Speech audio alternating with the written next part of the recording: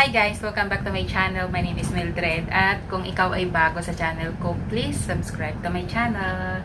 Sa video na ito is pag-uusapan natin ay tungkol sa TESDA training. May nag-comment kasi doon sa isa sa video ko about dito sa pag-apply sa Hong Kong. So may nag-comment doon kung magkano daw ba yung pagkuha ng TESDA in situ plus training. So without further ado, let's begin. Ang isi-share ko sa inyo is base sa experience ko guys. Doon sa agency na pinag-applyan ko nung ako ay nag-a-apply papunta ng Singapore ay ang bayad sa TESDA in situ plus training, 12,300 pesos. Okay, yun ay 15 days training. Ngayon, kaya ako nasabing ang bayad doon is 12,300 kasi nga, pinabayaran sa akin yung TESDA in situ plus training. Kasi nga magbaback out ako. Hindi nila sa akin ibibigay yung passport ko kung hindi ko babayaran yung aking TESDA in situ. So, pikit mata kong tinubos yung aking passport na 12,300. Doon sa isang agency ko, kung ikaw ay first time na mag-a-apply dito sa Hong Kong, kailangan mo talagang mag-TESDA in situ plus training. So, yun guys ay 5,000 to 6,000 pesos yung magagastos mo kapag ikaw ay kumuha ng TESDA in situ. So, diba, ang laki ng pagkakaiba. Kasi depende yan sa ka-tie up nilang training center. Kung saan kanila ibibigay na training center, depende kung magkano yung kanilang singil. Ganun yun. So, dahil nga ako ay nagbago ng agency, kaya nalaman ko na yung sa agency na pinag-applyan ko ay ganun lang kaliit yung TESDA in situ certificate. Kasi sinabi ko doon sa agency ko na, "Ma, meron na po akong in situ, kailangan niyo po ba?"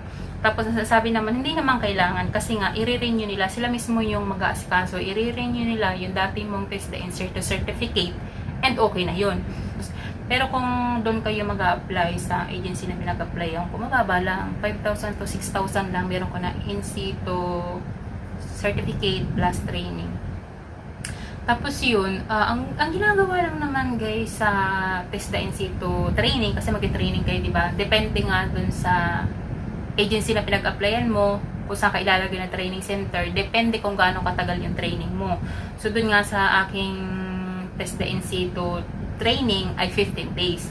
So, ang ginagawa lang namin naman dun, yung mga normal na ginagawa kapag nandito ka na sa Hong Kong, parang i-training ka nila kung paano maglaba, Diyos ko po, kung paano magplancha, may step by step yan, ganyan.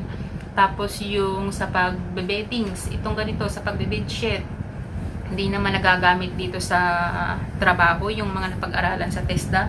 Tulad ng, sa ganito nga, ay yung mga pinag-aralan doon, yung mga duvet, mga ganyan-ganyan pa. Duvet talaga. Hindi naman nagagamit dito yung ganong technique na pinag-aralan sa TESDA. Kasi, bawat employer, may kanya-kanya yan ang paraan kung paano nila gustong maayos yung kanilang kama. So, yung, kung ano lang yung sinabi sa'yo, yun lang yung sundin mo. Tapos yan, ano ba yung mga pinag-aaralan sa training center? Yung pagluluto, ganyan, yung simpleng luto ng Chinese. Depende kung saan bansa ka pupunta, kung kunwari may dilis ka, yun yung ituturo sa inyo na luto, yung simpleng luto lang. Tapos, table setting. Ay, Diyos ko po. Yan yung isa sa pinaka sumakit yung ulo ko namin nung kami nagtitraining. Kasi nga, yung table setting, Diyos ko po, parang ang pag-a-applyan mo 5-star hotel restaurant. Diyos ko po. Ma'am, can I clean up the table? Ganon-ganon pa English speaking yun kapag table setting. Ay, Diyos ko po, ang dami naming struggle is real nung kami nagtitesta kasi nga ang pinaka-worst or pinaka-mahirap kapag nagtitraining ka sa TESDA is yung table setting. Itong mga duvet na to, tsaka yung mga laundry, cooking, wala yan, panis yan, hindi masyadong mahirap. Pero yung table setting, Diyos ko po, Rudy, ang hirap ng table setting. I-memorize mo yung mga tawag sa mga utensil, yung mga baso, kutsara, mga mangkok. Tapos yung mga tawag sa mga dishes, yung mga pagkain na iserve mo. Kasi para magsiserve kayo, para kang magsiserve sa isang hotel, restaurant, ganyan. Sobrang sosyalan, ganyan. Kailangan memorize mo yung mga tawag dun sa mga plato, ganyan. Basta ang hirap. Tapos yung habang nagte-training ka, meron talagang tao na magte-train sa inyo. Tapos yung pinaka last day na, meron talagang isang tao na galing sa TESDA, ang tawag doon, TESDA assessor. So, yung taong yun na pupunta doon sa training center ay galing talaga siya sa TESDA or empleyado ng TESDA. Hindi ko alam ang tawag doon.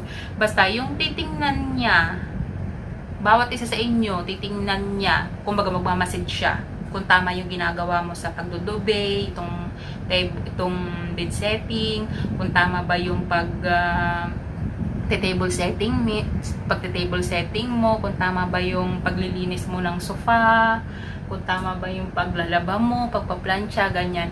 Tapos imamark niya nung TESDA assessor kung ikaw ay pasado sa TESDA in situ certificate. Kasi may bumabagsak dyan guys sa TESDA. Nako, yan pa yung isa sa pinaka na-stress kami na ang sabi, yun daw TESDA assessor namin ay nagbabagsak daw. Ibig sabihin, pag nakita niya na hindi mo talaga alam kung ano yung ginagawa mo, yung kunwari, itong nag-bed setting ka at hindi talaga tama, ibabagsak ka. So, ibig sabihin, another na namang ikaw ay mag-ano ka na naman, mag-training ka na naman, mag-aantay ka na naman na kung kailan ang schedule na merong TESDA assessment. Ayun, assessment pala ang tawag doon. Para makuha mo yung TESDA certificate mo. Diyos ko po. So, yun. So far, so good. Nung kami nag-training, marami kaming nag-training sa TESDA training center. Lahat naman kami nakapasa.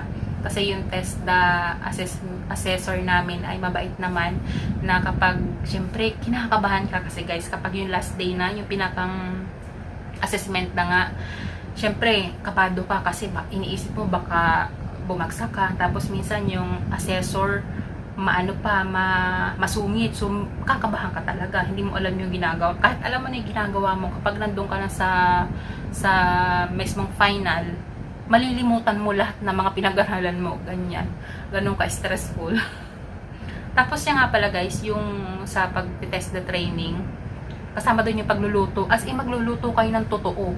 At tapos, di ba, yung sa final na, yung andyan na yung TESDA assessor. Magluluto kayo by group. Kung ano yung niluto mo, siya mong isi-serve kapag table setting na. Yung niluto nyo na iniserve mo dun sa table setting, yun yung kakainin mo naman. Ayan. Tapos, pero merong TESDA assessor na tinitikman yung luto mo kung tama ba yung lasa, ganyan. Pero yung assessor naman namin, hindi naman niya tinikman yung niluto namin. Kumbaga, tinignan niya lang sa, tingin pa lang alam niya tama yun. Okay? So, yun. Tapos, pagkatapos nung ma-assess na kami, ayun, medyo nabunutan kami ng tinik sa dibdib kasi nga lahat nga kami pumasa. Ayan. So, sa halagang 12,300 pesos, Diyos ko po, ang TESDA in situ certificate. Struggle is real. So, yun. So, sa mga nag-apply na kailangan mag-TESDA training, yun yung kailangan yung pagdaanan. Okay, so sana may natutunan kayo sa video na ito at sana magustuhan nyo ang video na ito. Okay, so maraming salamat sa panonood at hanggang sa muli.